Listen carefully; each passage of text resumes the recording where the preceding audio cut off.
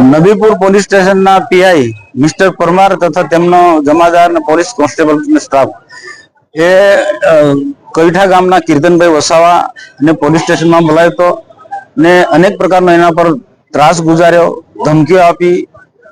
આ ભાઈ કીર્તનભાઈ કે 6 મહિનાથી કોઈ પણ પ્રકારનો ધંધો કરતો નથી, છતાં પણ કોઈને કોઈ રીતના એને મનાવવાનો પ્રયત્ન કરે.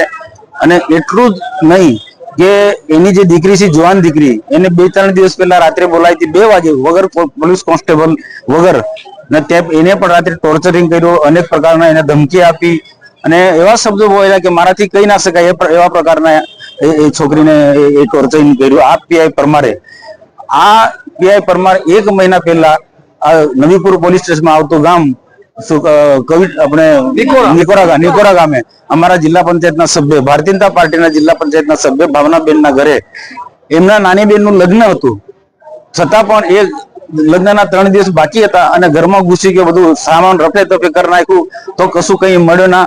અને મને સમજાતું નથી કે જેના તે પ્રસંગની જિલ્લા પંચાયતના સભ્ય છે એના ઘરમાં આ પ્રકારનું કઈ રીતના ખોટી રીતના ઘરમાં રેડ કરવાનું, ટોર્ચરિંગ કરવાનું, માલ સામાન રફે દફે કરવાનું મને સમજાતું નથી. નંગારેશ્વર ગામના સરપંચ તે પણ બેન છે, તે પણ આદિવાસી છે, તે ઘરમાં સરપંચના ઘરમાં પણ ઘૂસી ગયો. આ તમે મારે વિચાર કરવા જેવો પ્રશ્ન કે સરપંચોના ઘરમાં આ પ્રકારનું કૃત્ય કરે તો સામાન્ય માણસને આ લોકો કેટલું હેરાન કરતા હશે.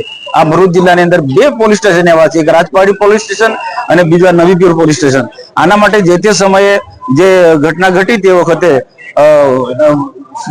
નિકોરાની ઘટના ઘટી તે વખતે જવાબદાર અધિકારીઓને ધ્યાન દોર્યું હતું કે આને તાત્કાલિક બદલી કરી નાખો.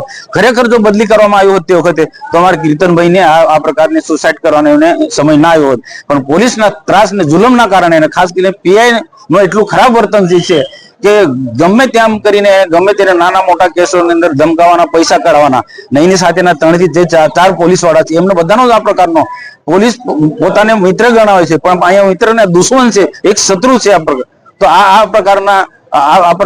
પ્રકારના પીઆઈ અને એના જે અધિકારી જે છે એમની સાથે કે બીજા કોન્સ્ટેબલો છે એમની સામે કાનૂની પગલાં લેવા જોઈએ. અને આ વિસ્તારના જનતાની પણ એ જ માંગણી છે કે આને તાત્કાલિક જ અહીંયાથી હટાવી લેવો જોઈએ અને સસ્પેન્ડ કરી દેવું જોઈએ અથવા તો ડિસમિસ કરવું જોઈએ. અમે આ માટે આ પરિવાર સાથે છે, પરિવાર જે દુઃખી છે એ દુઃખી પરિવારને અમે સાંત્વના આપવા માટે પણ અહીંયા આવ્યા છે.